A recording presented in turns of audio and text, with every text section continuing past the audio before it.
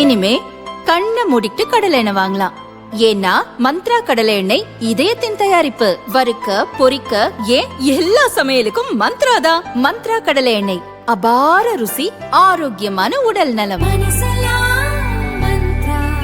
ரொம்ப டயர்டா இருக்கு.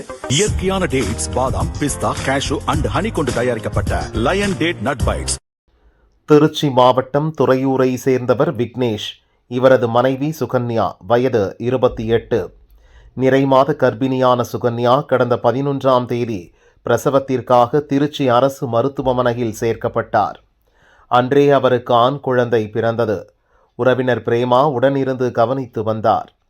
அதே வார்டிலிருந்து மீனாட்சி என்ற பெண் சுகன்யாவுடன் பேசி பழகியுள்ளார்.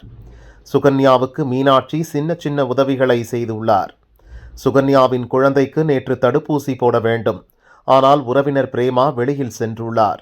இதனால் குழந்தைக்கு தடுப்பூசி போட படுக்கையை விட்டு சுகன்யா எழுந்துள்ளார். அப்போது மீனாட்சி, வேணாம் சுகன்யா, நீ ரெஸ்ட் எடு, நான் குழந்தையை தூக்கிச் சென்று தடுப்பூசி போட்டுவிட்டு வருகிறேன் என கூறிவிட்டு குழந்தையை வாங்கிச் சென்றார். நீண்ட நேரமாகியும் மீனாட்சி திரும்பி வராததால் சுகன்யாவுக்கு சந்தேகம் ஏற்பட்டது. பயந்து போய் மருத்துவமனை முழுக்க தேடினார். மீனாட்சியை காணவில்லை. அப்போதுதான் சுகன்யாவுக்கு புரிந்தது. உடனே பெற்றோருக்கும் கணவருக்கும் போன் போட்டு சொன்னார். எல்லாரும் வந்து மருத்துவமனை மற்றும் சுற்றுவட்டார பகுதிகளில் தேடினர்.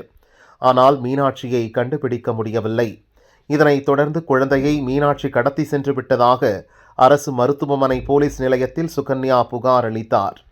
போலீசார் விசாரணை நடத்தினர். மீனாட்சி என்ற பெயரில் யாரும் மருத்துவமனையில் அட்மிட் ஆகவில்லை என தெரிய வந்தது.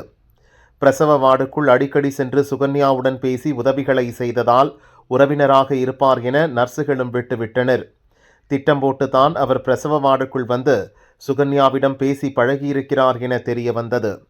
சிசிடிவி காட்சிகளை போலீசார் விசாரித்த போது அந்த பெண் சேலம் மாவட்டம் தம்பம்பட்டியைச் சேர்ந்த 32 வயது மீனாட்சி என தெரிய வந்தது. போலீசார் விரைந்து சென்று மீனாட்சியை கைது செய்தனர். மீனாட்சியிடம் போலீசார் உரிய முறையில் விசாரணை நடத்திய போது பல திடுக்கிடும் தகவல்கள் வெளியானது. சுரேஷுக்கு முன் மீனாட்சி ஏற்கனவே 2 பேரை திருமணம் செய்துள்ளார்.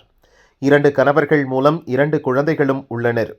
மீனாட்சி பல ஆண்களுடன் பழகியதால் 2 கணவர்களும் தங்கள் குழந்தையுடன் பிரிந்து சென்று விட்டனர். இந்நிலையில்தான் சுரேஷுடன் மீனாட்சி பேசி பழகியுள்ளார். 2 திருமணமானதை மறைத்து சுரேஷை 3ஆவதாக திருமணம் செய்துள்ளார். அதன் பிறகு மீனாட்சி கர்ப்பமடைந்துள்ளார். 3 மாதத்திலேயே கரு கலைந்து விட்டது. கரு கலைந்த விஷயத்தை சுரேஷுக்கு சொல்லவில்லை. மாமியாரிடமும் சொல்லவில்லை.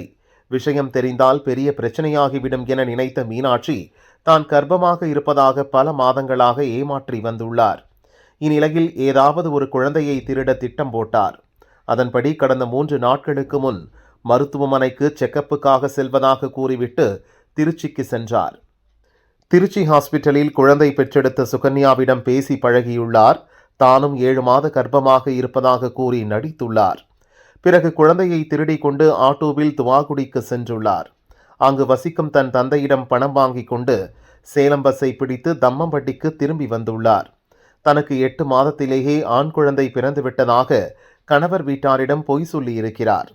திருச்சி ஆஸ்பத்திரி அருகில் ஆட்டோவில் ஏறி துவாக்குடியில் மீனாட்சி இறங்கியதாக ஆட்டோ டிரைவர் கூறினார்.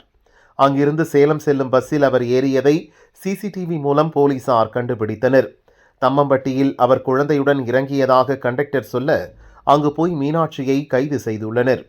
ஏற்கனவே 2 திருமணமானதை மறைத்து தன்னை திருமணம் செய்ததோடு மட்டுமின்றி குழந்தையையும் திருடி வந்து நாடகமாடிய மீனாட்சியை சுரேஷும் அவர் குடும்பத்தினரும் தாக்க முயன்றனர்.